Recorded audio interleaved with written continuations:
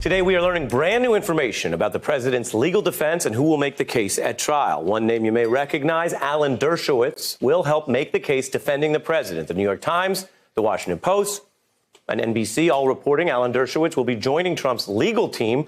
Dershowitz posting today about his, quote, oral arguments that will be offered. Alan Dershowitz is a Harvard Law School professor emeritus and one of the most preeminent criminal defense attorneys in the nation, having tried over 200 cases. He joins me now via Skype at a busy time. Thank you for being here, sir.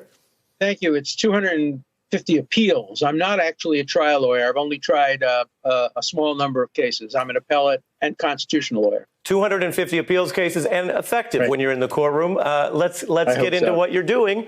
President Trump publicly admitted that he wanted Ukraine to investigate the Bidens. Will you and this team argue that the president can legally condition that kind of request on foreign aid? Let me be very clear what my role is. I will not be involved in the factual aspects of the case, in tactical issues about whether to call witnesses. My sole responsibility is to analyze and present the constitutional arguments against impeachment based on the two articles of impeachment. I will present the history of the constitutional impeachment provisions, the history of the impeachments that have gone on, the three in our history, and make a broad argument. I'm not a full-fledged member of his legal team in the sense that I have a limited role. I will appear one day in the Senate. I'm not part of the kind of tactical or strategic What team. argument will you make that the Constitution supports what the president, as I mentioned, has publicly admitted, or in addition, what he's been accused of? It's not a question of what the Constitution supports. It's what the Constitution requires or prohibits. The Constitution sets out 4 criteria for impeachment: treason, that's not been charged; bribery, that's not been charged; or other high crimes and misdemeanors. And the high crimes and misdemeanors are obstruction of Congress, which is completely made up. The president invoked his executive authority, separation of powers, checks and balances. That's an extremely dangerous article of impeachment. And the other one, abuse of power. Virtually half of American presidents, from Adams to Jefferson to Lincoln to Roosevelt, have been accused of abuse of power. And the framers explicitly rejected those kinds of broad, open-ended criteria. They were fearful that it would empower Congress to turn the presidency into the prime ministership of England, where the prime minister can have his tenure ended by a simple vote of no confidence. That's not what the framers wanted. They wanted specific criteria for impeachment, and none of those criteria, in my view, have been met, and I will lay out that argument. Well, how do you make that argument, though, without dealing with some of these facts, right? I mean, certainly one could imagine an abuse of power that would meet the standard. I'm sure you and I would agree on that in theory. And so the abuse we don't agree on that. We don't agree on that? Well, let me play for you, sir. Let me play for you and then get your response. Let me play for you the president admitting the investigation, then I'll get your response on whether that's an abuse. Okay. Here's Donald Trump on the White House lawn. Mr. President, what exactly did you hope Zelensky would do about the Bidens after your phone call? Exactly. Well, I would think that if they were honest about it, they'd start a major investigation into the Bidens. The abuse of power allegation is that request, conditioned on money that was federally mandated under the law for a different purpose, is the abuse. Well, but abuse of power, even if proved, is not an impeachable offense. That's exactly what the framers rejected. They didn't want to give Congress the authority to remove a president because he abused his power. They have to prove treason, they have to prove bribery, or they have to prove other crimes and misdemeanors. Other refers to crimes of the kind, such as treason and bribery. Interesting. So let me make sure I understand for viewers, because you're making news here about what you will argue on the president's behalf in the Senate trial. The news you're making, as I understand it, is that, quote, abuse of power, in your argument, does not constitute as a high crime under the Constitution?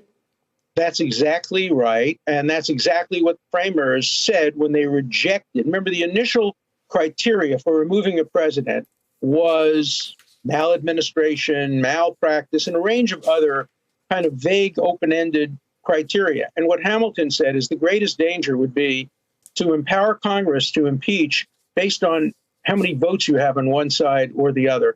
That's why after they finished debating whether there should be an impeachment, they went to the criteria. And Madison, who was very much in favor of impeachment, wanted very limited criteria. And if they wanted to put abuse of power in, they could have. Let me give you another example. Madison talked a lot about what if a president becomes incapacitated. But they didn't put incapacitation as a ground for impeachment. We had to amend the Constitution to do that. If you want to amend the Constitution to have abuse of power as a criteria, you can do that. Nobody will vote for it, though, well, and because presidents have accused of abuse of power from the beginning of time. Very interesting getting your expertise in what you plan to argue on the president's behalf. I also want to play for you something that would seem to also create high crimes problems, which is Mr. Giuliani, who is not currently publicly slated to be a part of the team that you're on arguing in the Senate, has been out there saying the president sent him off to do these things abroad. Some of these things, at least the impeachment managers, the Democrats argue, are crimes. Take a listen to how that conflicts with what the president has said. Here we go. What was Rudy Giuliani doing in Ukraine on your behalf? Well, you have to ask that to Rudy, but Rudy, I don't even know.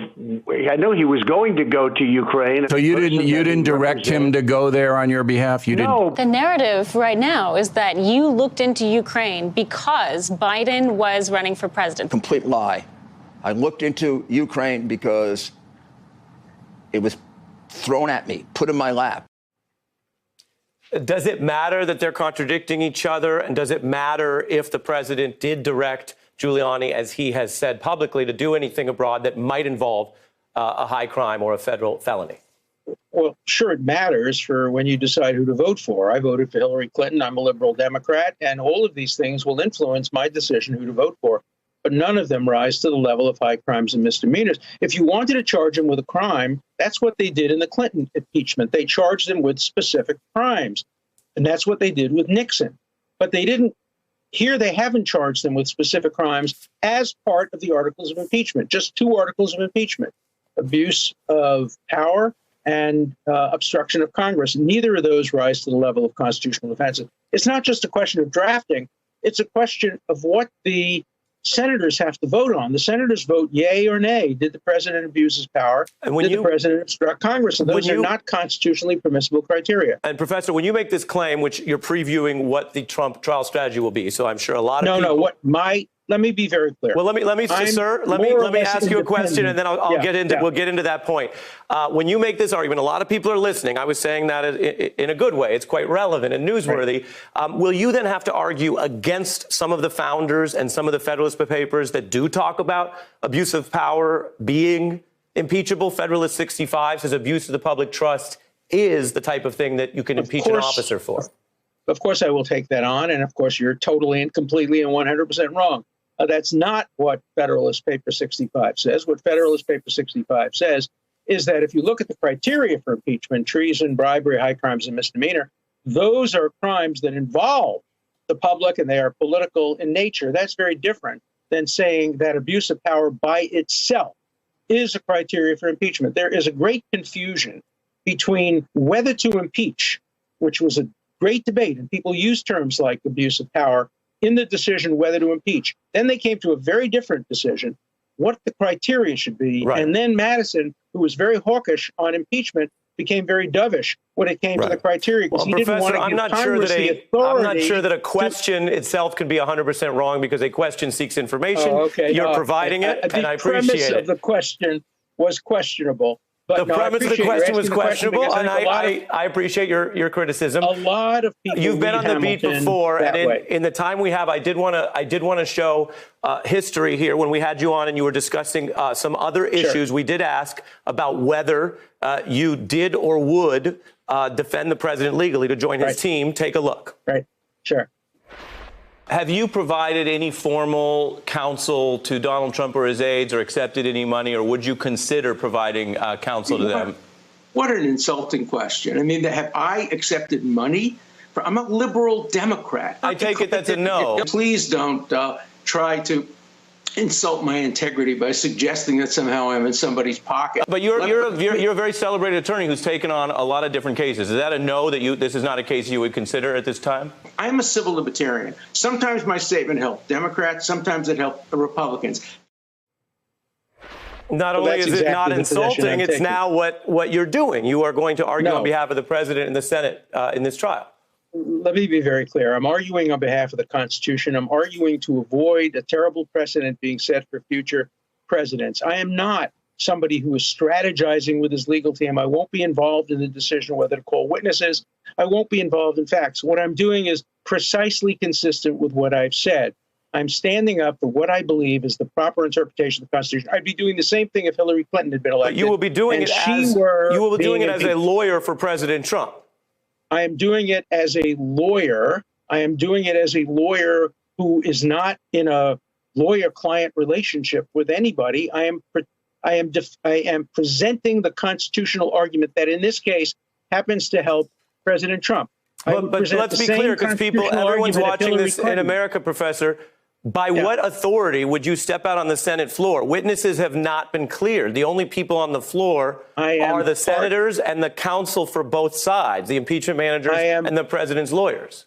I am part of the legal team with a very specialized role. My specialized role is to present the constitutional argument, the same argument I would present if Hillary Clinton had been elected and she were being impeached, the same argument I presented in 3 books and maybe 35 or 40 articles. And so I fully intend to be presenting an argument basically on behalf of the Constitution. Yes, the person being impeached and being removed is President Donald Trump, who I voted against. But I'm trying to present a very nonpartisan view of the Constitution. And I think it'd be refreshing to have a nonpartisan view introduced on the Senate floor in this highly partisan impeachment and removal. So I'm proud to be presenting a nonpartisan view of the Constitution.